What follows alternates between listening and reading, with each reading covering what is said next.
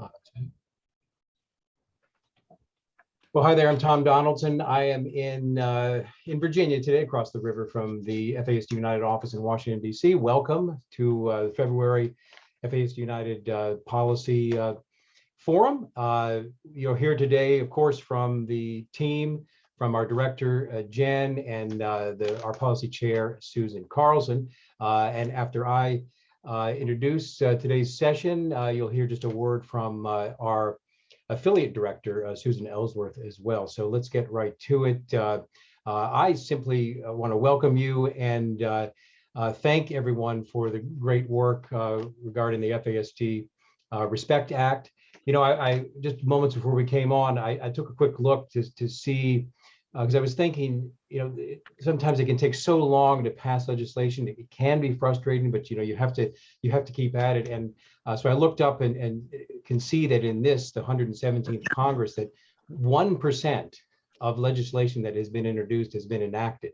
That's a little lower than the number will be at the end of the session, at the end of this calendar year. But it gives you a sense of all that is taken up in Congress and the importance of continuing to press forward, to advocate, to talk to the same and more policymakers in offices to make sure that you can bring your issue to the forefront for consideration in committees and at the critical time when legislation might be passed towards the end of the session. Well, anyway, very interesting a session for you today, far beyond the just status updates. So let's get started. First, a word regarding the affiliate network from Susan Ellsworth. Susan. Thanks, Tom. Welcome, everybody. It is really exciting times and exciting times for FSD United too. Our affiliate network continues to grow. We've added a new affiliate in North Texas and our latest one in North Carolina. So this year we've really made a intentional effort to be thinking about partnering and bringing in people that we wouldn't normally think about as affiliates, so that we can expand our reach and support people that are doing the work on the ground. So if you're interested in learning about how to be affiliate, please reach out to me.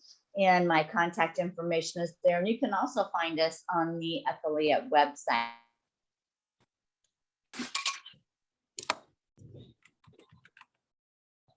Thanks, Susan. So a quick policy update. For those that may not know me, I'm Jen Wisdahl. I work on the policy team here at FASD United. Labor of love very close to my heart. I also have 3 teens with FASD, so I am a parent as well as somebody who's doing the work here. Although I work out of Washington, D.C., I'm actually in Washington State, so I'm bi-coastal. Working remotely with Susan Shepard Carlson, who chairs the policy team. So Susan, I don't know if you want to talk about this or if you want me to, but I know Tom kind of alluded to it in his comments to begin with. Well, yeah, and he did, Jen, and I know that Jen and I were having some conversations about today's program because we're not going to spend as much time as we normally do. And we've had, and I don't want to sound like a broken record, and I'm glad that Tom gave that perspective on what's happened in Congress so far. And you think about all that's gone on since this Congress started, and we've listed it at various times. And now there's Ukraine going on. And so there's a lot going on, but we've been continuing to have meetings with members of Congress and their staff. And sometimes it's with the congressman and some, and with the staff. But I think we all need to remember that, and when we first started, we talked about this being laying the foundation. And so it's not gonna, and we had this in another, I think it was September's forum, so it's not a new slide, but it is a marathon and not a sprint. And we have a lot of time left on this calendar for the 117th Congress. And we've had a lot of meetings with staff, and particularly the last, well, what's the status? Is it going to be heard in committee? And that is our goal, to have it be heard in committee, in the House, we've talked about that before, and in the Senate via markup. And there's, and there's various vehicles. And so but the one thing that remains true is that we continue to gather support and have meetings, and we're going to continue to do that. So I don't know, Jen, if you want to add to that.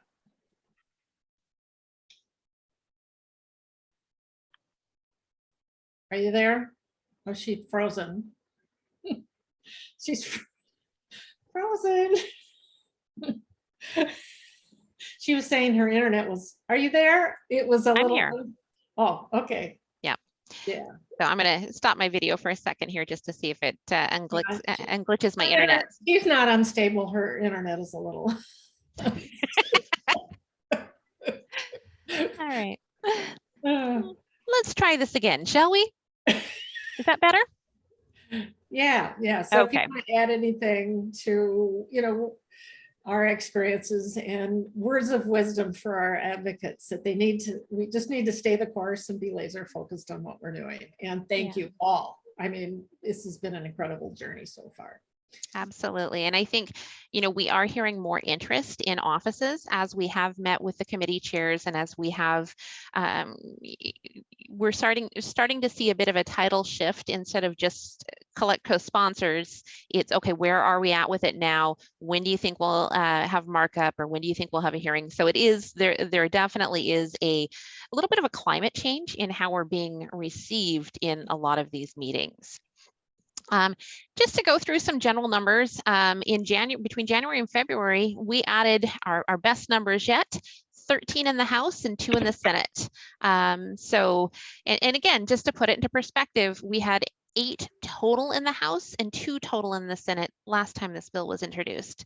So substantially more engagement from legislators in this legislation. We're up to, 34 in the House and 9 in the Senate, compared to 8 and 2. So I think that definitely is a testament to the hard work of everyone on this call. And I am going to apologize in advance if I speak more quickly than I usually do, and I talk pretty fast normally, but I really want to get to our speakers today too, because they've got some great information. I did want to give a quick update on the Dear Colleague letter, because I know we've talked about that. It's been through McCollum's office for final approval, and it's now with Young's office. So, and Mike on our team was going to check with Jesse on that. So that's imminent, and they'll send it out, but then we'll also provide that as a PDF for our advocates. And a Dear Colleague letter is simply a letter that goes out from a legislator to their colleagues, encouraging them to sign on and join into a piece of legislation. So yeah, I'm excited to have that, because that'll give us another follow-up piece. And for those of you that have met with your senators or representatives, we're seeing it takes an average of 5 connects with a senator or representative before they'll come on board. So if you've met with them once, that is wonderful. It's a great start, but now follow up with them. And there's all kinds of updates on the policy page with reports and news articles and things like that that you can send them just to keep this top of mind. So listing of our sponsors. We do have, oh goodness, and I'm missing somebody on our list of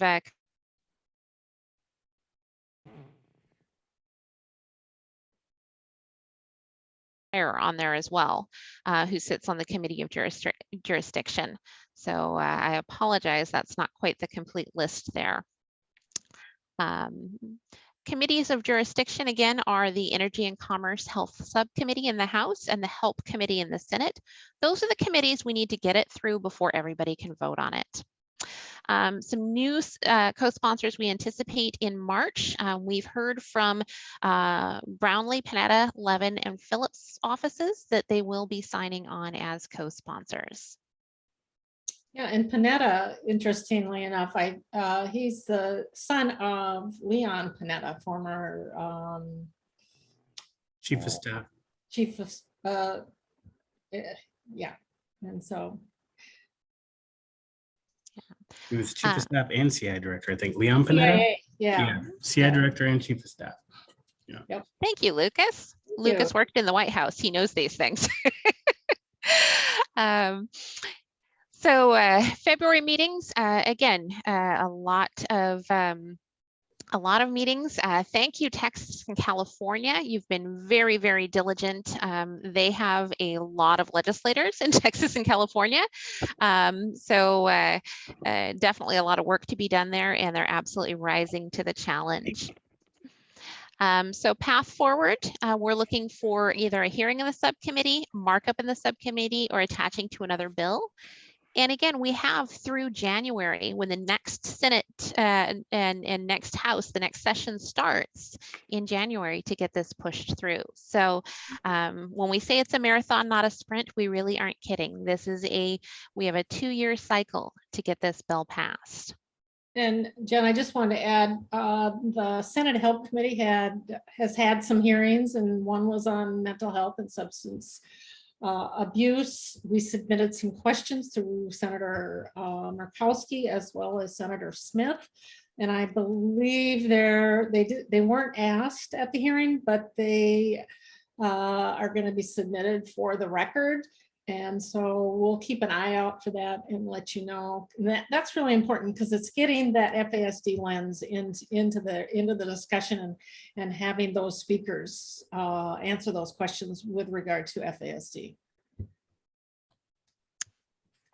All right, so this is traditionally January is the beginning of legislative season for many, if not most, states. And so getting federal legislation enacted is really only half the battle in terms of getting FASD elevated as a public health issue.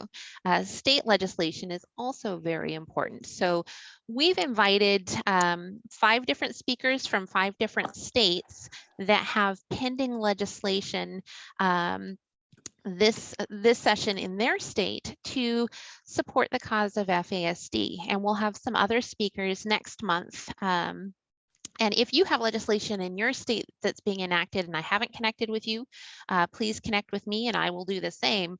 But we wanted to hear from them because they might have legislation that they're introducing that might be a really great fit for your state. Yep.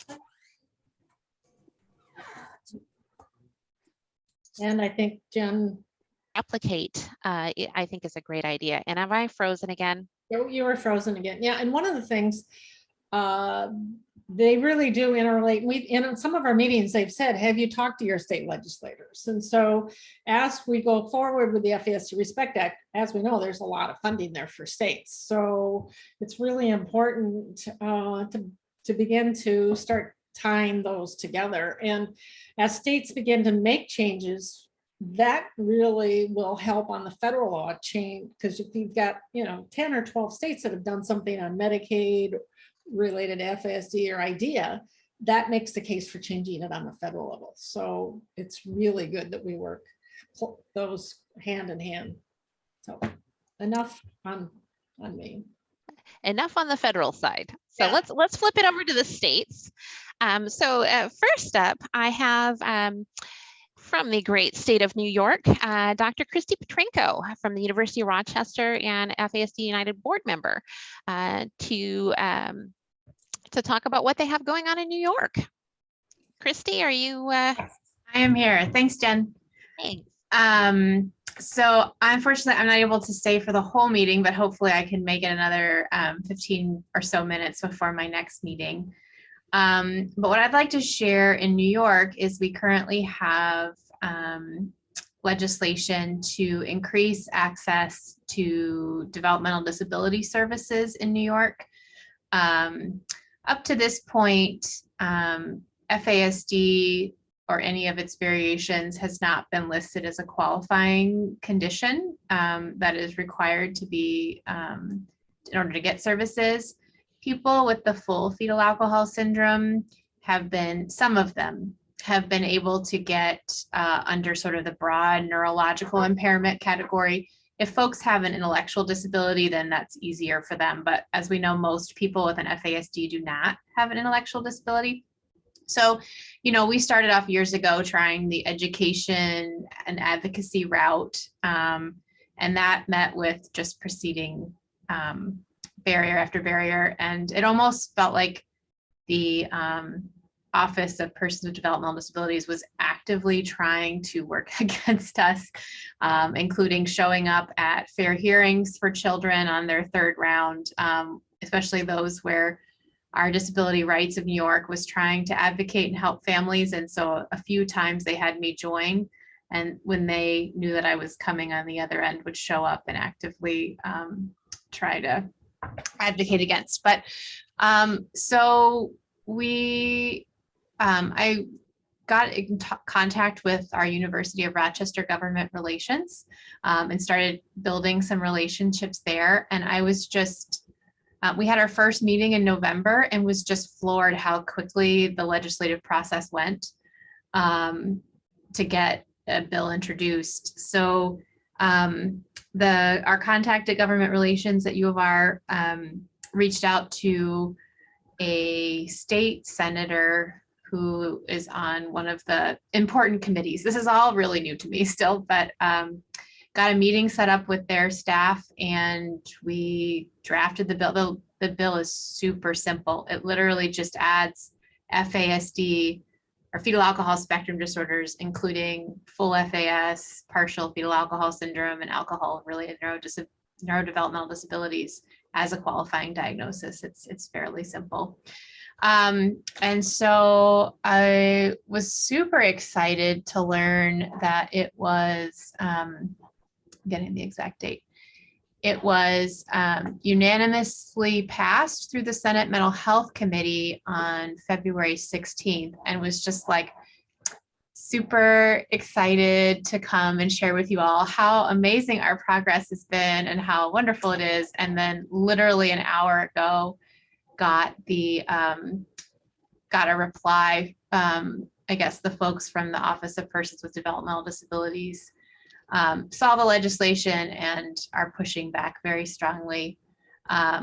If I can share screen, I can show you what I received this morning. I haven't fully processed it, although many of the arguments are things that they have pushed against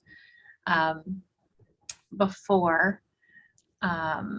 You should be able to share screen, Christy. I think yours is still showing. Oh, shoot.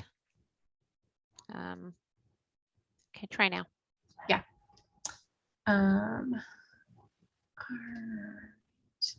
So they're working on setting up a meeting with the senator and the assembly member's office and the representatives from, it's called OPWDD, which is our Office of Persons with Developmental Disabilities.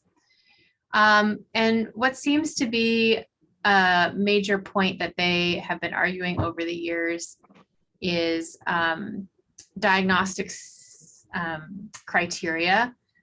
They are aware that there are multiple diagnostic systems in use in the United States, and they currently only accept the Center for Disease Control, which is not one that I think is widely used implementation-wise among clinics who I've spoken with. And the CDC developed criteria for full fetal alcohol syndrome and, proceeded on, about a decade or two ago, and proceeded on to some working groups to formalize alcohol-related neurodevelopmental disorder, but ultimately did not draft criteria for that. I think largely because there are several other systems, including the HOIMI, IOM criteria, and the 4-digit code that are used. And so the OPWDD right now only accepts CDC fetal alcohol syndrome. So even when we apply in our clinic the HOIMI 2016 criteria, they won't accept that. And so we often have to, in our reports, indicate how it meets both sets of criteria if we can. But I think they're arguing that full FAS is the most severe, and that ARND and alcohol-related birth defects and partial FAS are not comparable from their view, which we've tried to argue and present research that they are.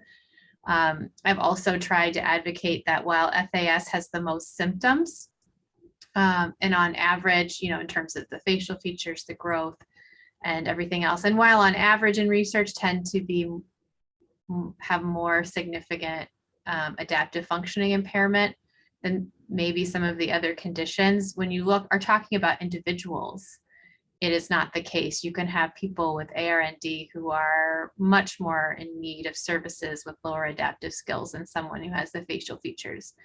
And then if you talk about folks with other conditions that they do consider qualifying, their arguments don't make a lot of sense to me, but here's where they're presenting about this. They also, the reason I saw in the chat about why we didn't include DSM-5 criteria, and the reason why we haven't done that is because the amount of pushback we have received in the past for that has been extensive and a harder sell.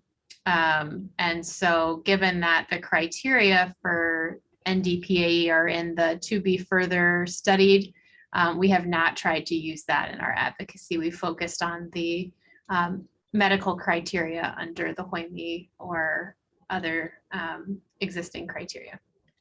So this is the kind of things that we're experiencing pushback. The additional arguments that they're making is that ARND, NDPAE, and partial FAS are not qualifying that involve injury, dysfunction, disorder, impairment of the central nervous system based on the definitions that they have highlighted off the CDC website, which I would argue is not accurate, but they are in the agree to disagree camp, word for word from an email with me. So that's a challenge. I think what really draws them is that there are physical impacts on FAS that they can point to, where some of the other classifications don't. I've tried to argue that autism and intellectual disability many times don't have physical impact, but yet those are qualifying. When folks have other co-occurring mental health conditions or ADHD, they argue those should go under the mental health, which the mental health system here in New York provides services for about a year or so, and then you're considered your needs met. They also are drawing up the financial aspect of allowing people with FASD to qualify, that if the rate is similar or technically greater than autism, then it would have high fiscal requirements, and that does not include funding. And I think they're worried about that. That's why I think why they're investing so much of their time and effort to push back on FASD is a funding issue. And then they're pointing to all these different statistics on prevalence, which I know these studies. I mean, there's variability in how these studies were done and their methods and stuff. But regardless, we all know that there's a lot of people with FASD who really deserve and need these kind of services, and are experiencing a lot of barriers. So there's our current challenge. So I was super optimistic. I still feel like there's plenty of optimism to be held, but more barriers than I was hoping. Thank you, Christy. Yeah, it can be a punch to the gut almost when you get some pushback on your bill. And I think what's nice is that you've got it laid out for you. You've got an argument laid out for you against, and these are challenges that I think we can all learn from when we're looking at introducing legislation in our own states. So I really appreciate you sharing that.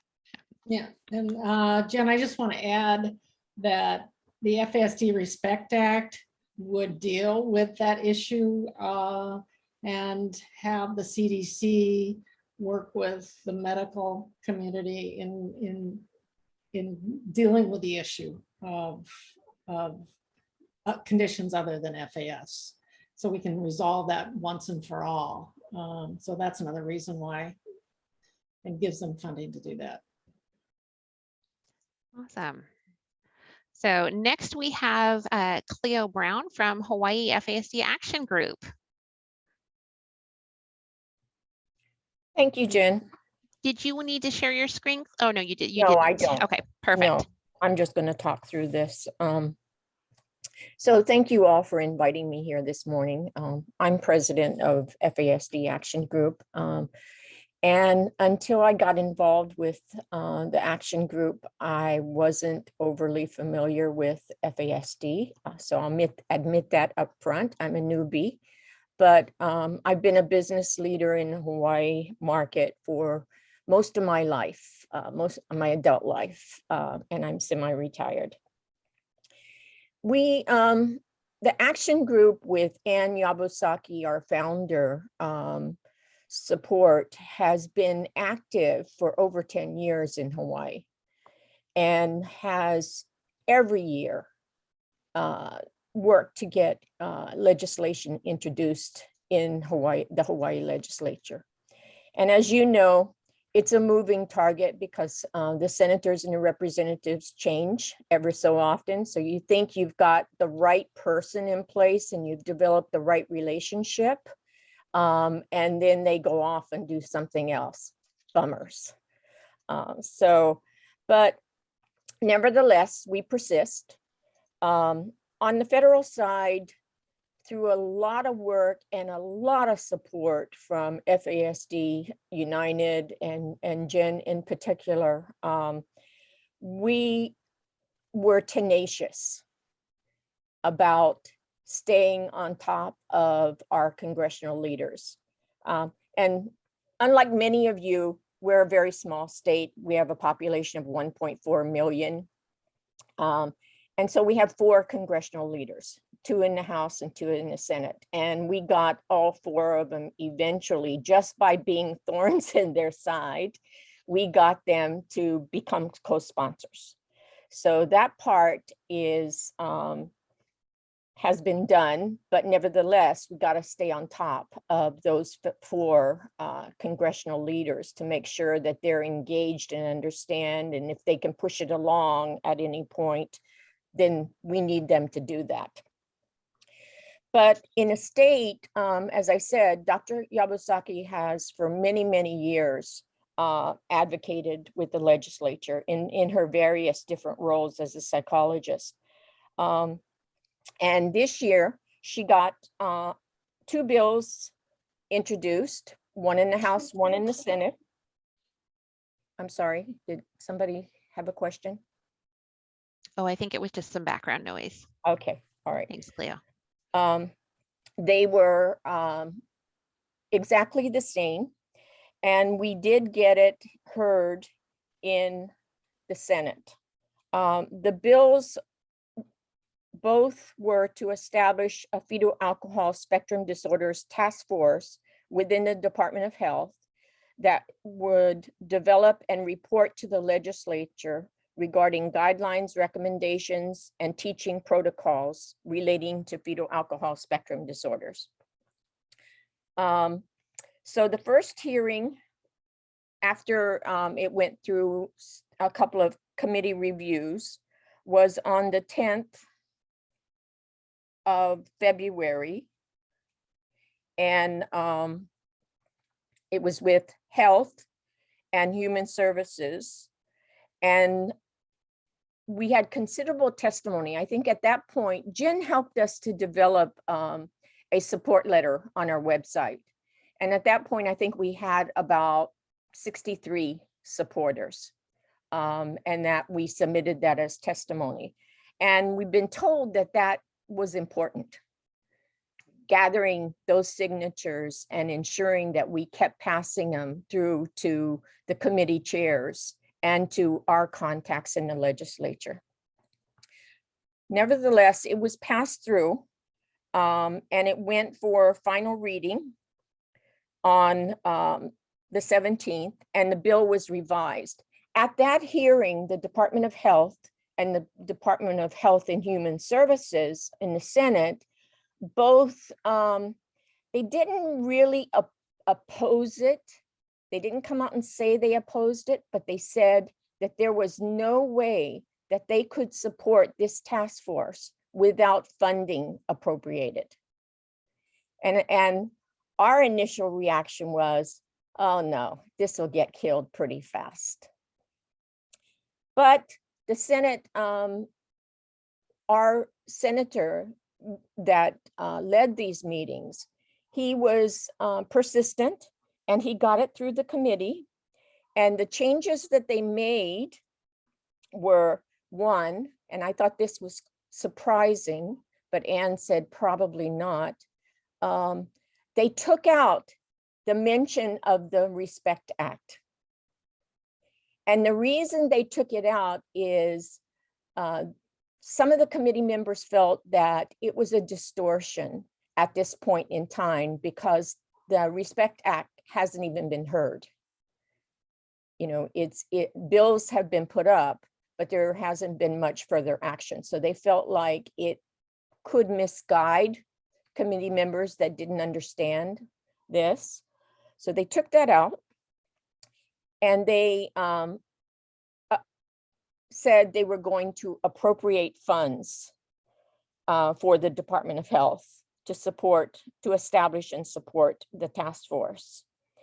And so on second reading, they passed it out of the Senate Health Committee, and they sent it to the Ways and Means Committee. The Ways and Means Committee will hear it tomorrow morning at 10 a.m. At this point in time, we now have 96 signatures, which we're filing as testimony. Thank you, Jen. But I've worked on other types of legislation in my career, and I have never seen this much effort required to get these types of bills passed. I mean, this initially had no request for funds attached to it. It was just to enact the task force, which they've had in the past. They shut it down in 2009. So it's a lot of hard work. So my, my appreciation to all of you that work on this, and my appreciation to how well you've organized this, because I know that we would have struggled to try and gather the kind of information that we've needed to take to the legislature had it not been for FASD United and Jen's support. So thank you all very much. Thank you, Cleo. I'm going to be following very closely to see what happens with your bill. I'll let you know tomorrow. Yes, absolutely. So next up, we have Sarah Massault from Proof Alliance.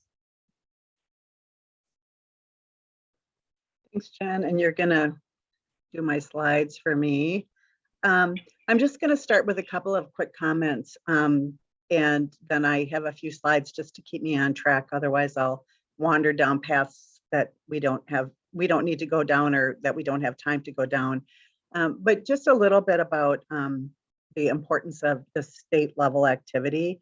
And, it doesn't hurt to have the founder and board president of your organization for many, many, many years, 20 years, in fact, be a former First Lady. And so Susan Carlson, who founded Proof Alliance, formerly MOFAS, and I think, in her wisdom, and then, we've really tried to carry that forth, is that part of our DNA has always been policy and systems change. And that's really because, as you all know, we can do all the trainings in the world, we can do all the support groups in the world, we can do all the, prevention efforts in the world. But if those systems that are supposed to be helping us prevent FASD and support people living with it, don't see us, don't see people with FASD, don't see the issues around maternal child health as part of the discussion, where we are never going to really systemically change the outcomes for those that we deeply care about.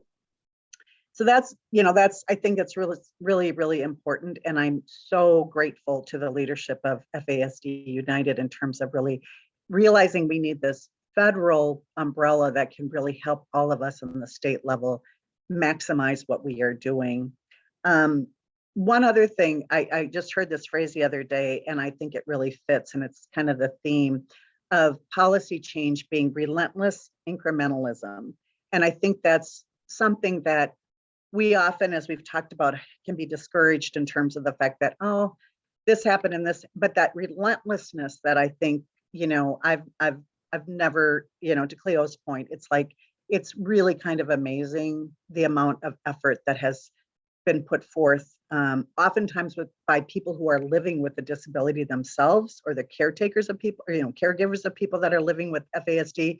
So it's really quite astounding in terms of the work that has been accomplished. I also will say that we have had the opportunity at Proof Alliance to work both in coalition with larger disability and maternal and child health groups, and also independently bringing bills that we care about. So there's been a lot of value in developing those relationships, because when we have an FASD bill that's kind of getting ready to be heard, knowing that we have those relationships with people in the larger disability community oftentimes really helps us get us over the finish line. So I'm just going to plow through my slides really fast. I wanted to just share with you what's on our agenda this year, talk about a few things that we've had success doing, and then just a few little tips and tricks that we've had success with. And so this year we have 3 legislative priorities. 2 of them are in coalition with larger groups, and then 1 is an FASD prevention bill specifically. The first one we are calling Recess for All, and that is really looking at the idea that recess is being used as a disciplinary action. So kids that aren't sitting still, kids that aren't finishing their assignments, kids that are jumping around the room, oftentimes are recess is being withheld from them as a way to discipline them. And so we are and we realize that a lot of those kids could be kids that are impacted by FASD. And so we are working with a large coalition of folks trying to pass legislation that would not allow school districts to be able to use recess as a form of discipline. Next slide. The second the second effort that we are working on is something that's related to higher education. We really tried to put our legislative agenda looking at the whole spectrum of FASD, from prevention to people in high school, higher ed, adults. And so we try to kind of pick something that's going to resonate with all constituencies. So the second group that we're working on is related to higher education, and this would fund colleges and universities to be able to have funds to integrate people with disabilities, including people with FASD, into the mainstream higher education experience. There's a couple colleges in the state of Minnesota that have these kind of separate these separate disability opportunities for people in higher education. This would in fact have that be so kids with FASD and other disabilities could live and participate in the full college experience. Next slide. And then our last priority that we're really excited about and that we really hope that we are successful with this year is our FASD prevention and support funding. Proof Alliance has had for almost 2 decades, thanks to Susan Carlson, a sole source grant earmarked from our Minnesota Department of Health. And in the last 8 years, we have been receiving a grant from the Department of Human Services, and we re-grant that money. It's really fashioned after the concept of, many of you know, of the PCAP program, but it's parent-child support for women, pregnant women and women in recovery with young children to have long-term services and supports. So that's our third priority this year, and our hope is to have hearings by our first deadline, which is at the end of March. Next slide. Some past legislative victories that we have been really excited about and proud of, and are happy to share legislative language with all of you. We have had this funding, as I just mentioned, for pregnant people seeking prenatal care. Let's make sure I'm on the right slide here. Funding to support moms and pregnant people who have an alcohol use disorder. This is the PCAP model that I just mentioned.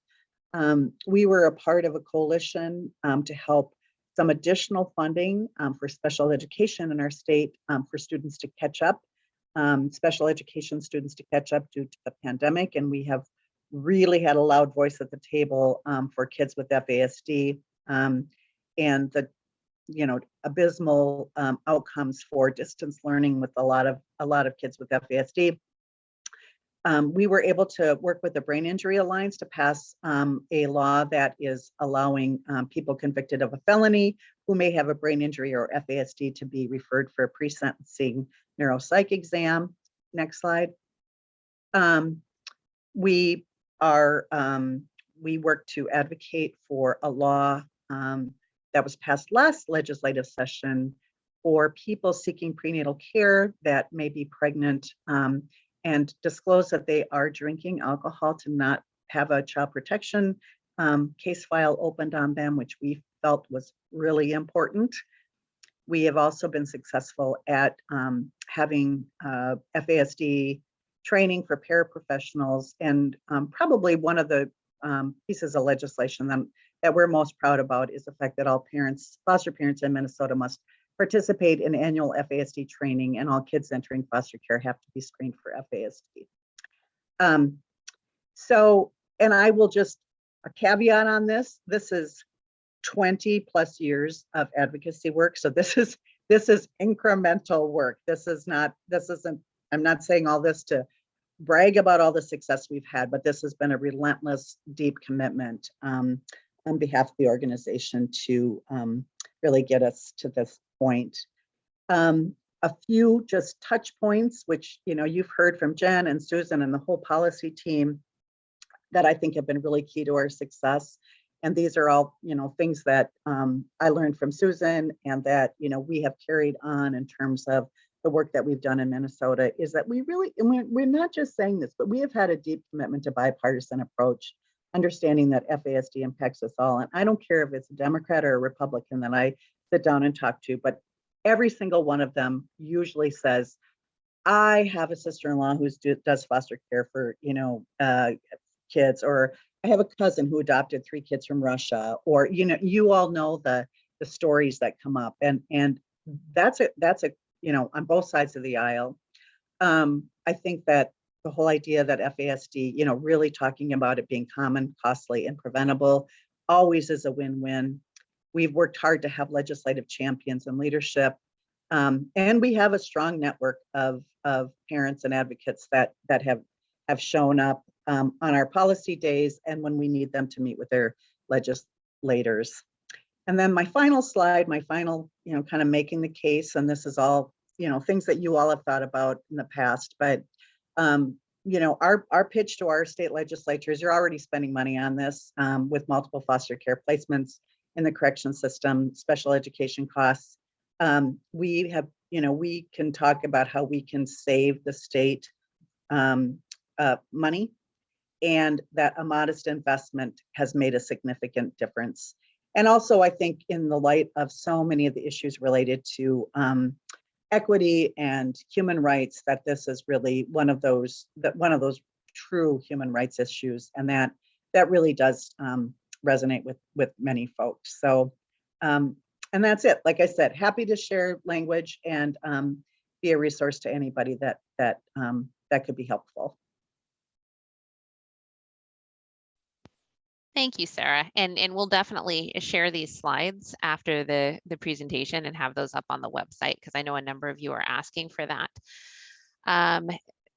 Lindsay and Spencer Munns, we're moving on to Florida. So from somewhere very cold to somewhere a little bit warmer. Well, I'll lead off. Hi, this is Spencer Munns, and I didn't know that we were the ones that drew the unlucky straw to follow Proof Alliance. That's a tough act to follow. So we actually often tell our local representatives, we wish Florida could be like Minnesota in terms of the progress they've made in FASD. But the seminal legislation that currently is in the hopper for us is similar to the New York legislation we heard about. It's a bill to amend our Medicaid statute to incorporate FASD into the definition of developmental disability, thereby making home and community-based services available to those that fall within the Medicaid program. And we about fell out of our chairs when we saw the bill, and that there was a representative and a senator supporting it. We were ecstatic at the progress that's being made. Just a couple weeks ago in the Senate, the Committee for Elders, Families, Children, and Elder Affairs heard our testimony on that proposed bill, and it passed their review with pretty much no objection. However, obviously, and just like the presenter from the University of Rochester was mentioning, there's a significant fiscal impact to offering Medicaid to so many people now. And they projected that the fiscal impact would be initially for startup around $2.8 to $3 billion with $84 to $86 million of annual recurring various costs after that. And so the effective date for that amendment is proposed to be July of 2023 in order to allow time to work on the fiscal side of funding that. And we expect that our legislature will work on different ways to pare back or pare down those expenses. But hey, going from $250,000 of recurring funding to over $1 billion is great progress in our minds. What Lindsay and I, the approach that we've taken, I think, and she can offer her comments here in very quick or very soon, is to just be opportunistic, and where we have the chance to speak to people, we do. We've also sort of figured a good strategy would be to take baby steps to try and bite something off and build on it. And we've spoken to several people on this call, including Sarah, who also recommended that. So we met with, we've just forged relationship with local representatives.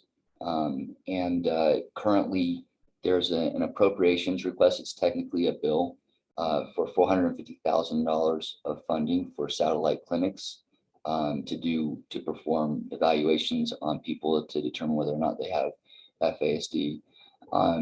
And what we hear is that's pretty much a shoe-in. It's going to get passed this year. So we're thrilled at that.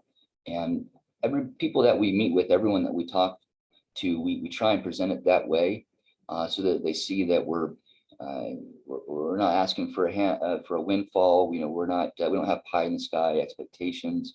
And we're going to be work on this as long as we're alive. We say, let us start with something and prove it to you. Let us show you.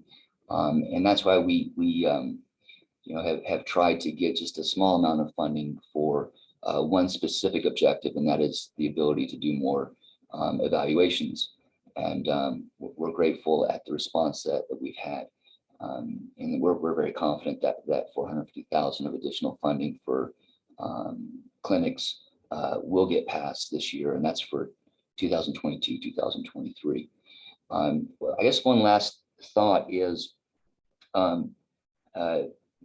almost unanimously when we mention working toward a public-private relationship, it's met with a good response.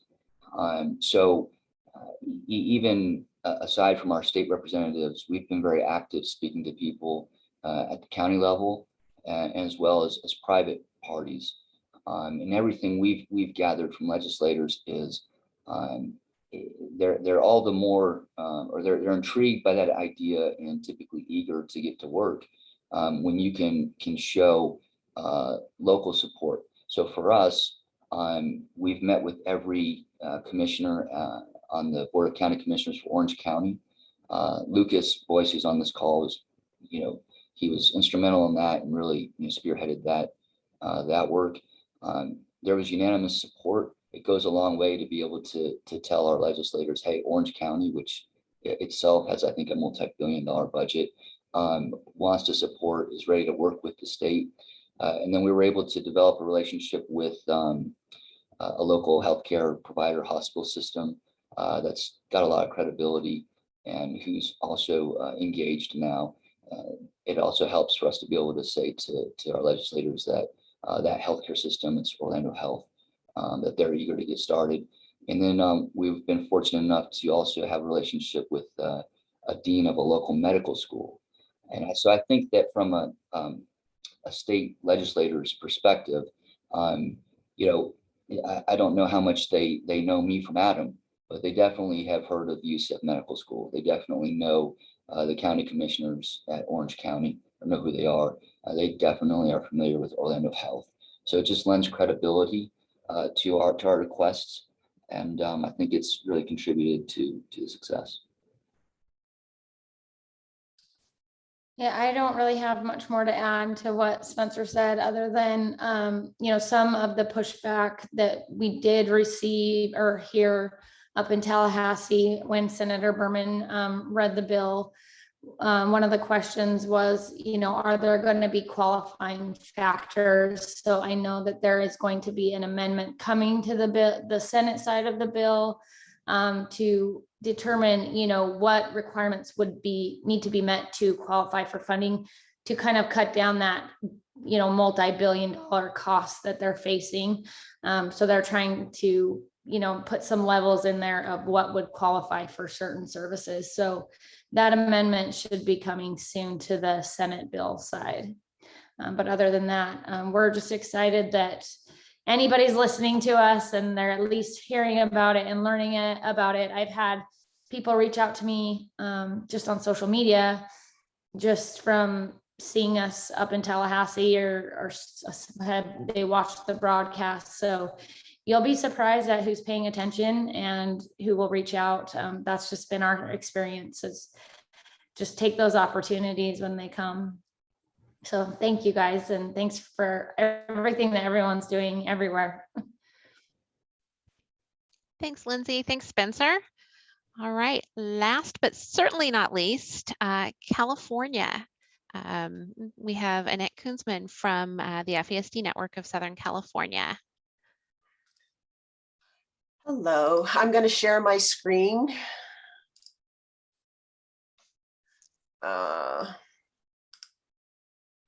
Oops, back to the beginning. I'm Annette Kunzman. I'm president of FASD Network of Southern California, and we've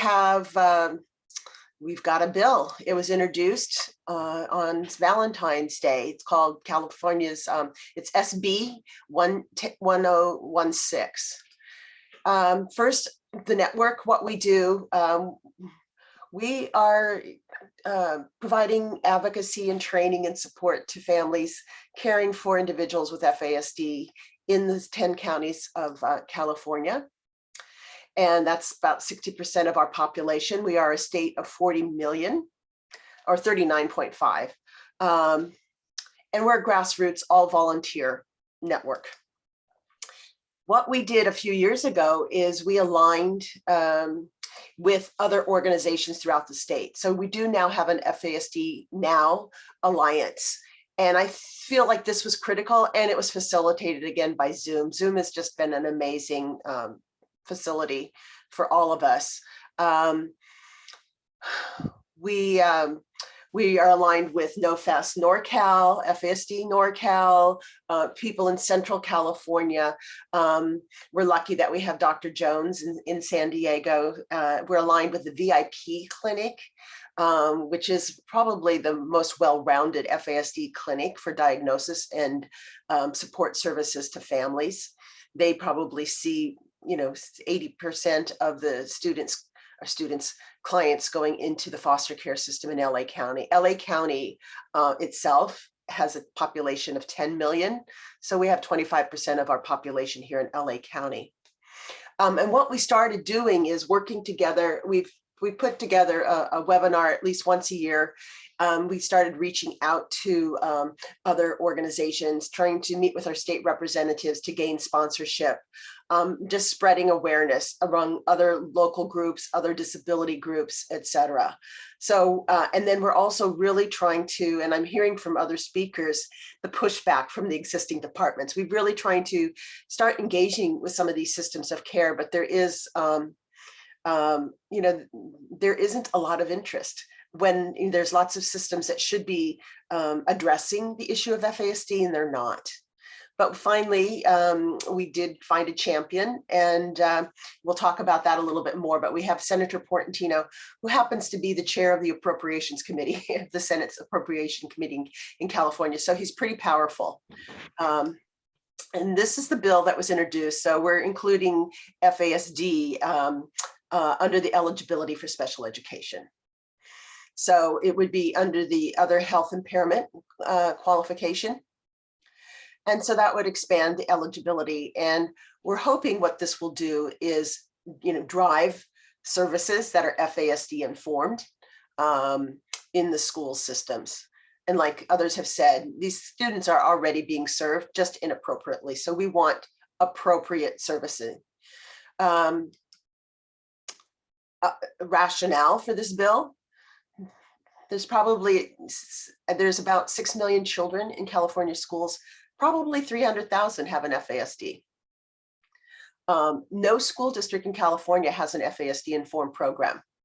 You'll see a few IPs where FASD is named, but honestly, I am not aware of any district that has FASD informed educators. And again, it hasn't been recognized. There are some states like the state of Colorado, which interprets the federal law as including FASD as a medical condition that's for eligibility under OHI. And then of course we have other states like Alaska that have gotten FASD included in OHI. So how we got here is we put together a database of all of our representatives, and that might not be necessary for you in the states. I mean, we're talking about our senators and our assembly members in the state of California. I've lost track of how many we have. And then in this database, we've prioritized them depending on the committees that they are and on their interests and what their causes are. And then we've tried to match constituents to the representatives. We developed a script and talking points and began setting up legislator meetings. We did some trainings, but we found that we really had to just handhold caregivers who wanted to tell their story. And we adopted from the state of Alaska, their talking point script, how to speak to a legislator. And that's very helpful. They really want us to keep our stories to 3 to 5 minutes. And that's been very helpful. We find that we need a core group of people that to really, you know, call and email, et cetera, to get these calls set up. And initially what we thought, it was a group in Northern California, Peggy Black and Ann Dahl and Rachel, who put together a position paper on FASD for task force. So that's initially what we were asking for when we met with our legislators. But we soon learned that that was too big an ask. It's just too overwhelming, too complicated. They didn't know where to begin. So the other thing that we're doing besides getting to know who our legislators are is work with other organizations, our local and our state ARC, with foster parent groups, disability organizations, alcohol policy alliances, special ed advocates, local chapters, the National Council for Jewish Women. The LA group is just amazing, and they do a lot of great advocacy work. They've taught me a lot on advocacy. So just make those connections. And I'm feeling like, well, I know that a lot of these connections that we've all been working on over the past are really going to bear fruition. We use, I would tell everyone to use the fact sheet that FASD United put together for your state. We adapted what they did and massaged it for our own use, but that's a really good, succinct way of showing anybody new to FASD the impact on the state. And like I said, yeah, borrow from others. When I, used to work with Wall Street, I heard the phrase, if you have eyes, plagiarize. Let's learn from each other. Let's not be reinventing the wheel. Hawaii has a very succinct description of FASD that they use so that everybody's talking from the same page, and that's wonderful. The MOFAS report on FASD and special education is a phenomenal resource. And that's been incredibly helpful to us. So use other states' resources, which is why we're convening this. One thing we put together, this is going to be hard to read, but I was trying to model one of Jen's beautiful charts, but this is the best I could do with Excel spreadsheet. You probably can't, but this is what we mapped out less than a year ago. We're already well into May when we said, okay, this is what we have to do. And we built our database, we identified constituents, we put together a script for when we talk with legislators, and we started holding those meetings. And we really did have a lot of meetings with our local state representatives in June through September, actually. And it's fun when I look back on this, we pretty much followed this phase, and we finally did get our champion. We got our champion on September 26th. And that was our goal by the end of September, to have a champion. And so we did. And then it was, took a little while to work with their staff to develop legislation, because our bills get introduced in January and February in the state of California. And our bill was, the deadline was February 18th, and ours was introduced on February 14th. But what we found is some of the lessons learned. Number one, don't work alone. It takes all of us.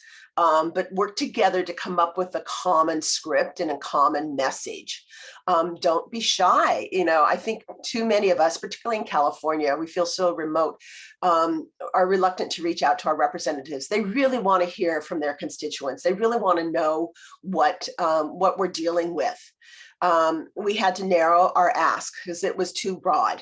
And too overwhelming, particularly since most of the people we were talking to had never heard of heard of FASD, but really didn't understand what it was all about.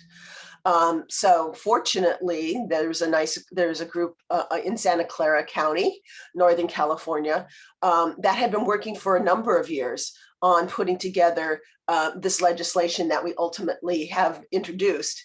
They had a champion. Unfortunately, it was his last year in office. But they did work with that office to hone the messaging.